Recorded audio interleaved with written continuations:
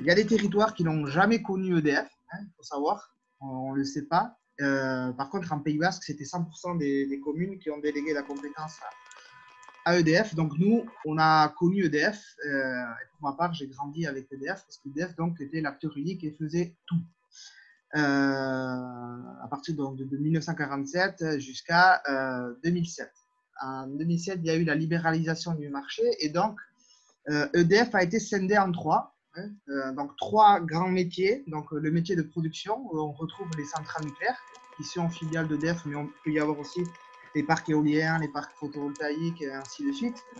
L'activité de fourniture, qui reste sous le nom de marque d'EDF. Et ensuite, il y a le réseau. Il y a deux types de réseaux. Il y a le réseau de transport. Donc, ça, c'est la haute tension, donc les grands pylônes qu'on voit dans nos campagnes ou près des villes.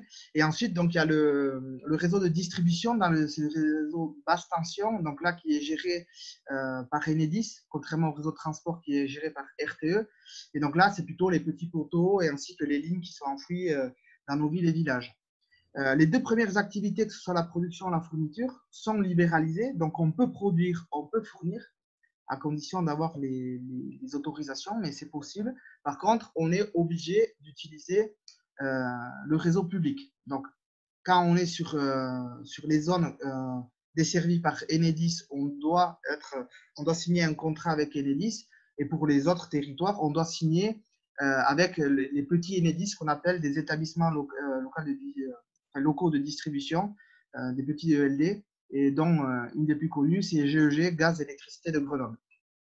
Donc nous, en Pays Basque, ce qu'on a voulu faire, c'est d'essayer d'impliquer les citoyens dans la transition en faisant qu'ils se rapproprient cette problématique de l'énergie, sachant que, comme je disais auparavant, historiquement, c'était les communes, et avec EDF, EDF a tout fait, et donc petit à petit, les mairies, les communes se sont éloignées, et avec les communes, les citoyens. Alors que c'est toujours les communes qui sont propriétaires du réseau de distribution.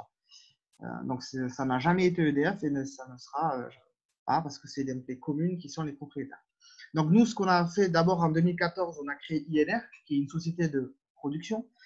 Et ensuite, assez vite, on s'est lancé dans la réflexion de créer un fournisseur. Pourquoi? Parce que produire de l'énergie renouvelable, c'est bien. Par contre, ce qui parle aux gens, c'est la facture d'électricité, parce que c'est ce qu'on a tous les mois. Et les gens nous disaient aussi il y a EDF, alors qu'il n'y avait pas que EDF. Donc, c'est pour ça qu'on a créé un fournisseur. Donc, si vous voulez, aujourd'hui, sur le Pays Basque, on a INR et Energia, deux outils qui sont complémentaires. Parce qu'idéalement, il faudrait que INR produise l'énergie que Energia vend à ses clients. Pour l'instant, ce n'est pas le cas. Donc, les deux projets sont indépendants, même si INR a donné naissance à Energia. Mais voilà, la volonté, c'est de créer un circuit court de l'énergie, que à la fois, ce soit donc les citoyens qui produisent, qui fournissent et qui achètent cette énergie-là, tout en utilisant donc, le réseau de distribution et de transport. Tout ça pour vous dire qu'aujourd'hui, en fait, si vous êtes chez EDF en tant que client, vous êtes à la fois client d'EDF et d'Enedis. Si vous passez chez Energia, vous serez client d'Energia et d'Enedis. Ça veut dire que l'opérateur qui vous facture, avec qui vous avez une relation, c'est le fournisseur. Par contre, s'il y a un souci sur le réseau, c'est Enedis qui intervient. De la même manière que vous soyez chez l'acteur historique ou chez nous, ou chez d'autres d'ailleurs. C'est la même chose. Nous, ce fournisseur d'électricité-là, on a voulu le créer d'une manière la plus cohérente possible en partant du principe que l'énergie aujourd'hui est devenue indispensable. Donc, c'est un bien de première nécessité. Donc, il faudrait que le statut juridique de ce fournisseur-là soit d'intérêt collectif. Donc, c'est pour ça qu'on a opté pour le statut juridique d'une SIC, une société coopérative d'intérêt collectif. Donc, ce statut-là permet à la fois, on va dire, de mettre dans le capital, d'associer ce qu'on appelle toutes les parties prenantes d'un projet.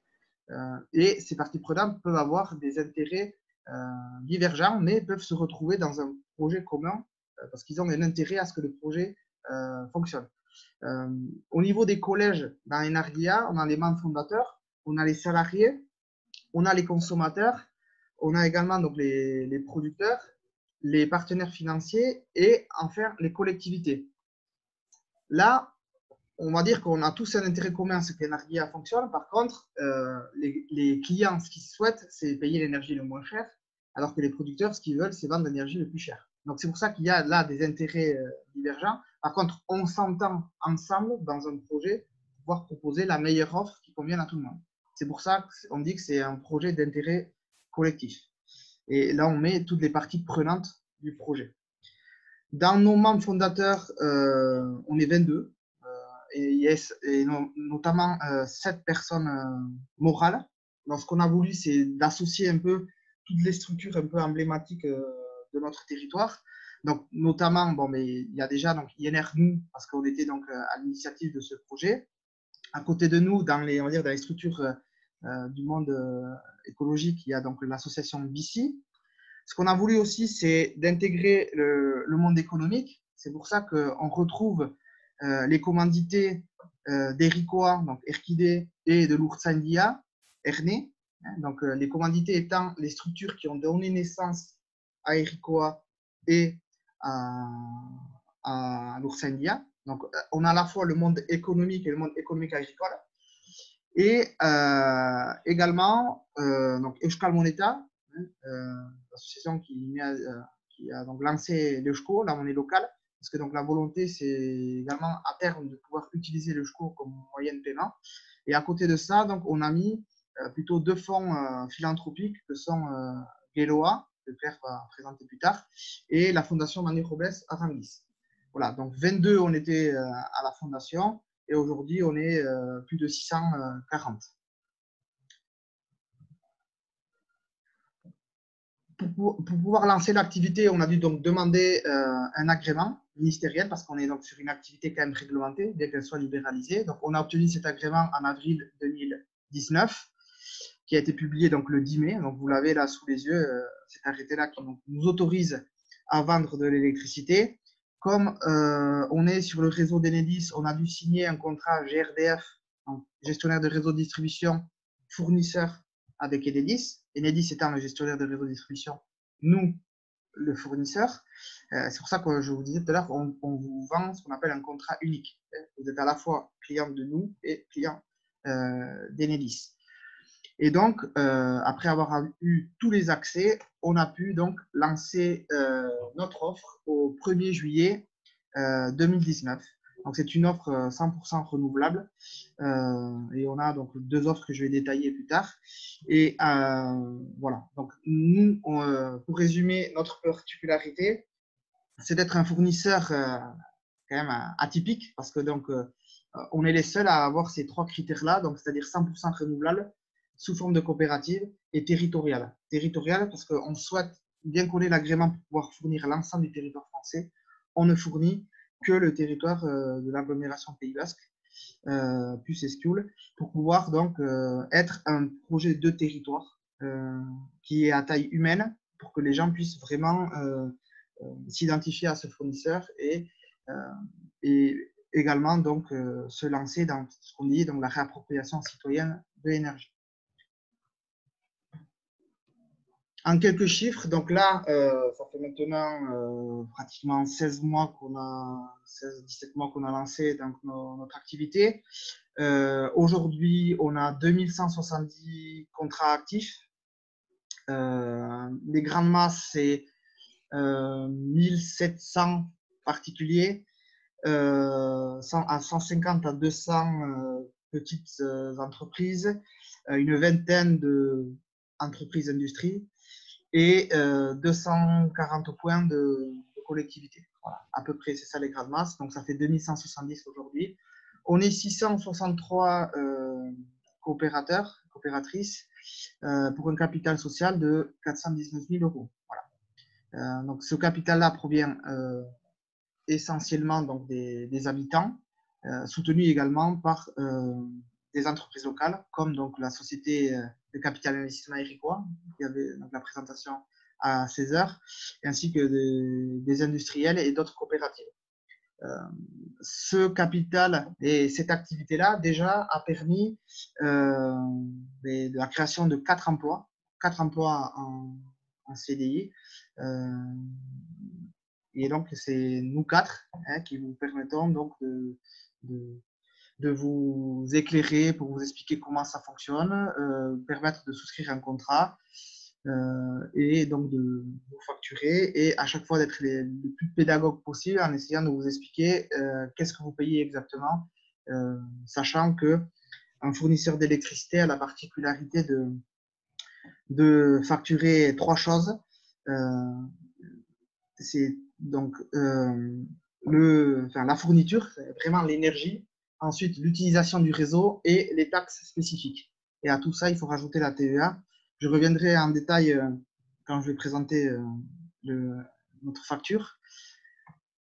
Concernant donc nos offres, ben, nous, on a 2 offres classiques. L'offre base et Creuse.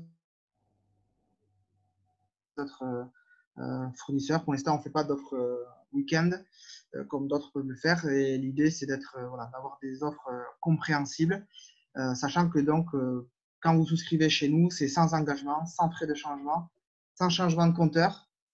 Donc, pas obligation de passer au Linky. Si vous n'avez pas de Linky, on peut également vous accepter de la même manière, sans coupure de courant, hein, c'est important de savoir, et sans intervention technique. Tout ça pour dire que passer à Enarguia, c'est aussi facile que de changer d'opérateur téléphonique, sauf qu'il n'y a pas les désagréments qu'il y a eu à l'époque, donc pas de coupure, pas de... Donc c'est très très simple, et d'ailleurs c'est pour ça que déjà plus de 2000 personnes l'ont fait.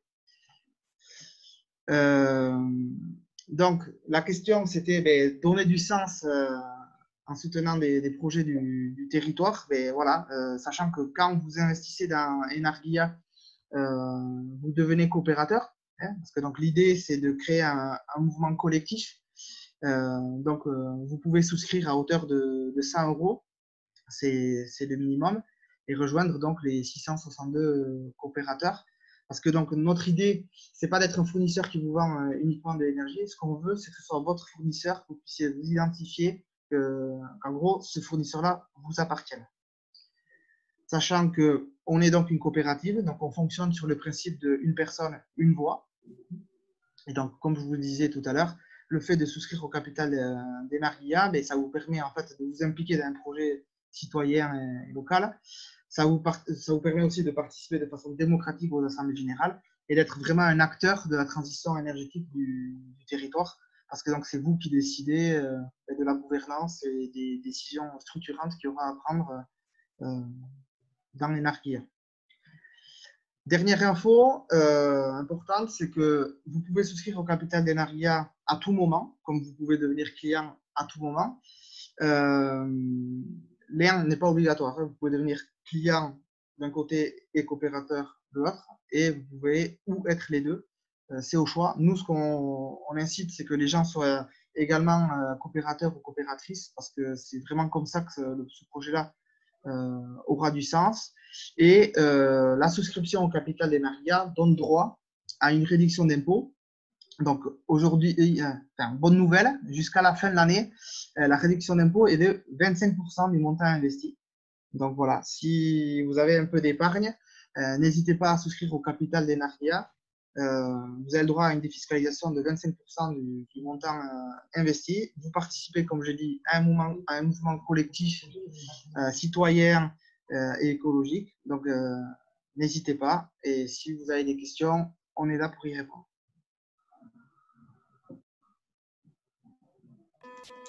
J'ai une question. Tu peux préciser à qui vous achetez l'électricité 100% renouvelable? Oui. Donc, aujourd'hui, on achète notre énergie à des producteurs locaux d'hydroélectricité indépendants qui sont basés en Béarn notamment. C'est à eux qu'on achète l'énergie. Et parce qu'on a également donc, obtenu le marché de l'agglomération Pays Basque. Pour le marché de l'agglomération Pays Basque, c'était des parcs éoliens qui sont dans le nord de la France. Voilà.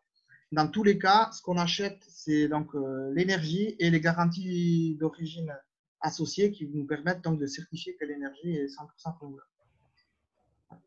Et le projet futur, ce que je disais, c'est d'essayer de créer un circuit court où INR produirait ce que Energia vend à ses clients. Dans le béarn, c'est surtout de l'hydroélectricité ou, Oui, de l'hydroélectricité, oui.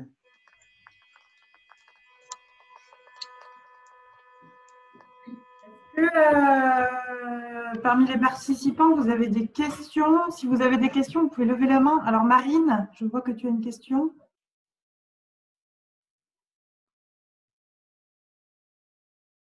C'est pas une question?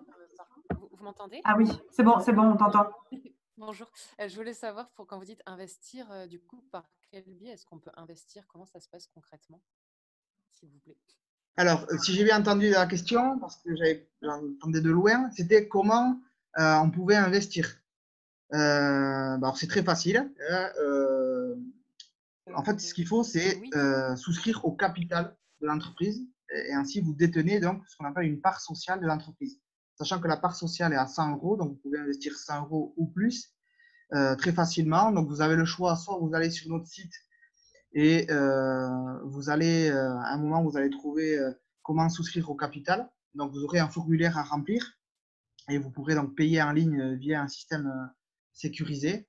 Ou sinon, vous pouvez également le faire par papier. Donc, il y a un bulletin de souscription qui est accessible.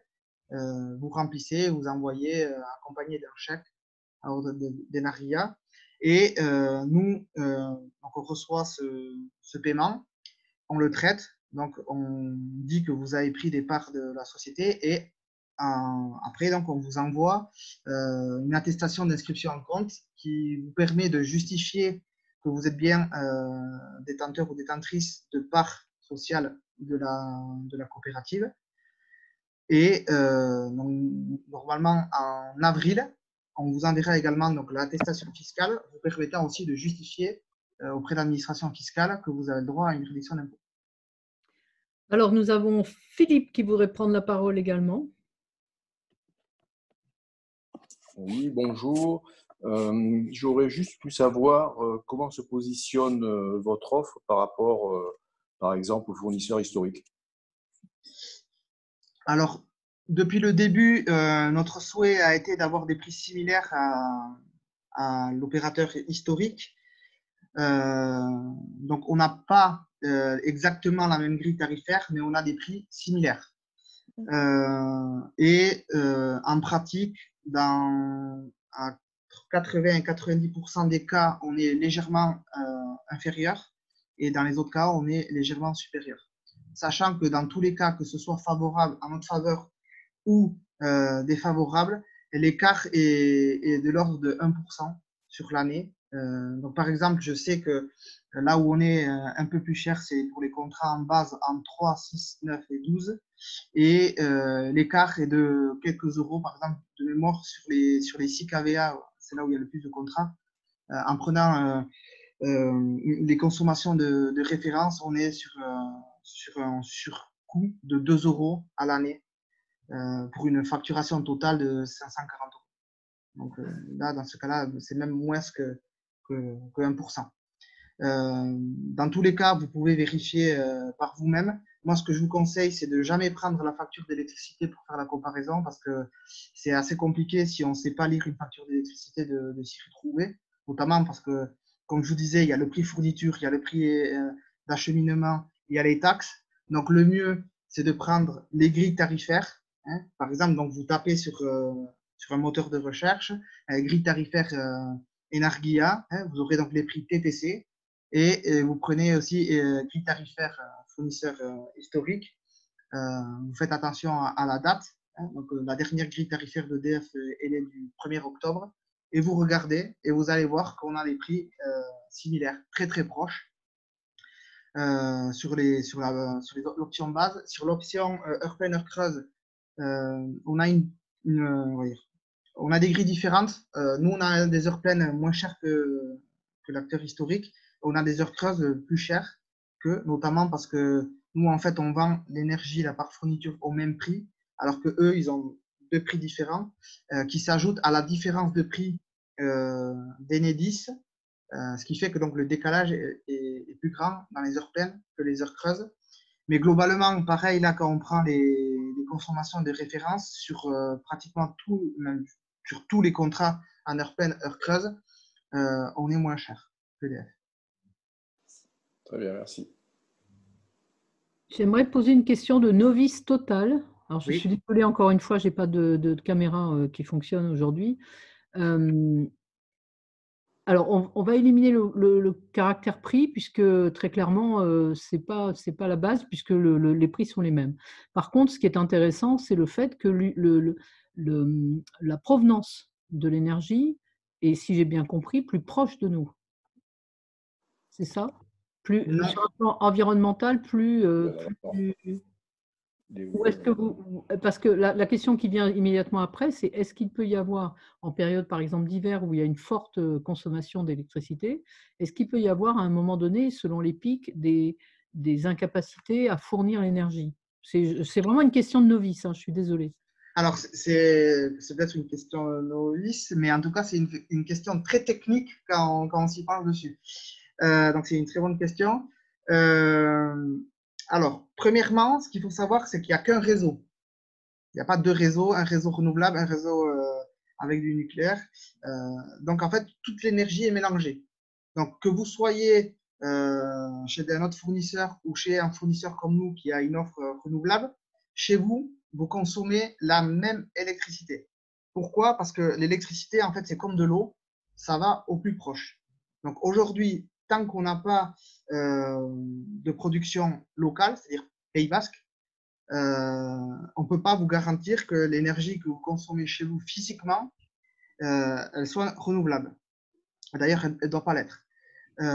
Nous, ce qu'on dit, et c'est d'ailleurs ce que les fournisseurs d'électricité verte disent, c'est-à-dire qu'il y a une traçabilité financière. Ce qu'il faut voir, c'est que le réseau, c'est un grand lac où on a des producteurs qui injectent de l'eau et de l'autre côté, on a nous, consommateurs, qui tirons de l'eau. Et dans cette eau, il y a de tout. Et nous, ce qu'on fait, c'est-à-dire que nous, on paye des producteurs qui injectent de l'eau propre ou un peu plus propre sur le réseau. Et si tout le monde fait comme nous, il y aura uniquement de l'énergie propre ou un peu plus propre sur le réseau.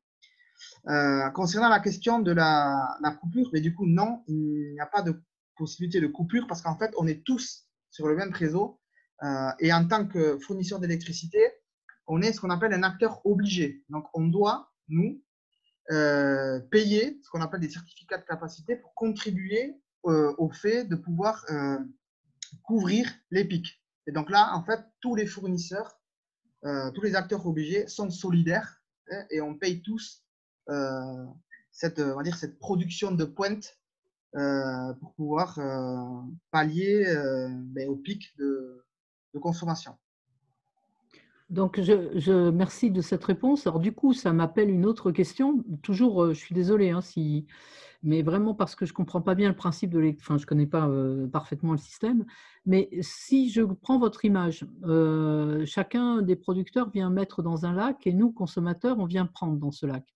Oui. Si nous sommes de plus en plus nombreux à prendre dans le lac, si nous ne trouvons pas de plus en plus de producteurs d'énergie propre, est-ce que ce n'est pas plutôt développer les producteurs plutôt qu'augmenter le nombre de consommateurs? Il faut les deux. Il faut les deux et couplé à ça, ce qu'il faut aussi, c'est qu'on soit, c'est-à-dire qu'on réduise également notre consommation. À terme, oui. D'ailleurs, si on reprend le triptyque négawatt, c'est sobriété, efficacité, renouvelable. Sobriété, c'est-à-dire moins consommer. Efficacité, c'est se doter d'équipements qui consomment moins. Et donc renouvelable, donc développer la production renouvelable. D'accord. Là, je suis d'accord, effectivement. Merci. Est-ce qu'on m'entend là? Oui, Dominique, tu n'as pas levé la main, donc je t'ai pas vu. J'ai levé la main à l'écran, mais je ne sais pas lever la main sur le système. Pardon. Est-ce qu'on peut dire que la garantie que l'électricité qu'on achète par ce réseau est renouvelable par des raisonnements financiers? C'est-à-dire que la quantité d'énergie achetée correspond à la quantité d'énergie vendue.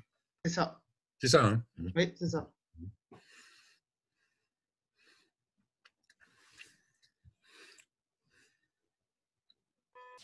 En tout cas, moi, je voulais confirmer, pour l'avoir fait à la maison, que le passage se fait sans aucun problème. C'est intéressant de bien le dire à tous les gens qui ne sont pas encore allés dans l'IA.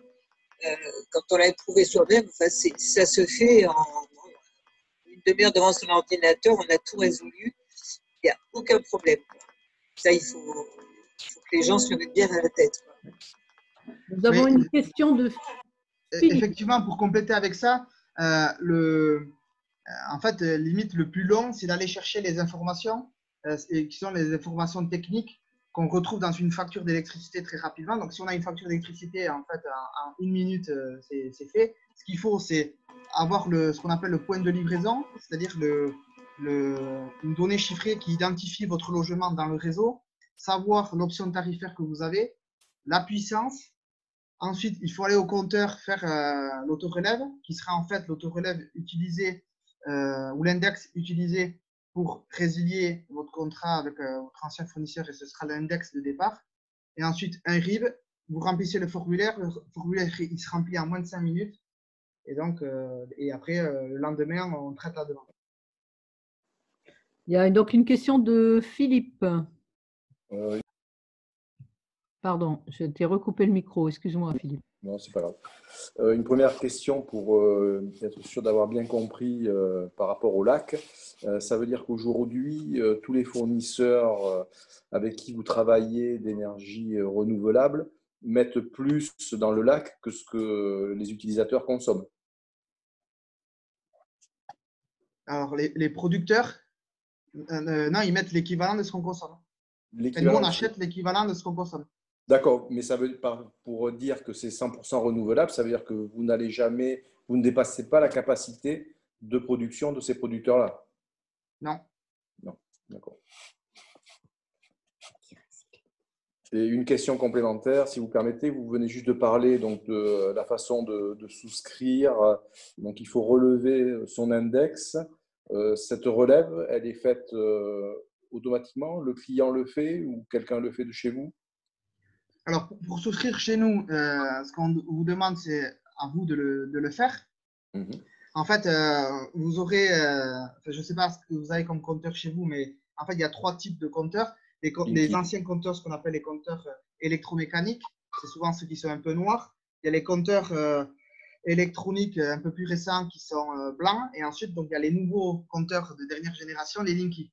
C'est ça. Donc, en fait, vous allez sur votre compteur, vous prenez l'index et c'est cet index-là qui va être utilisé pour pouvoir donc débuter votre contrat.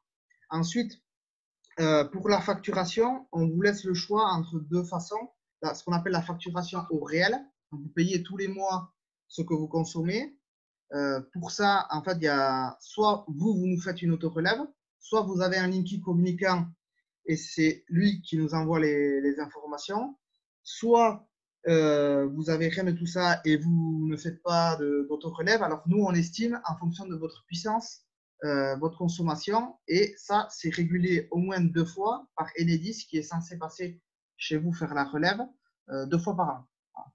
Et dans tous les cas, vous, à tout moment, vous pouvez aussi nous envoyer votre autorelève qui, en fait, à chaque fois, permet donc de remettre à plat tout. Et la deuxième façon de payer aussi, c'est ce qu'on appelle donc, un échéancier. Vous payez pendant 10 mois la même chose et après, vous avez une facture de régularisation. D'accord. Et le côté ancien fournisseur, donc EDF, en l'occurrence, pour la résiliation, c'est aussi fait par le client? Non, c'est nous qui faisons tout. D'accord.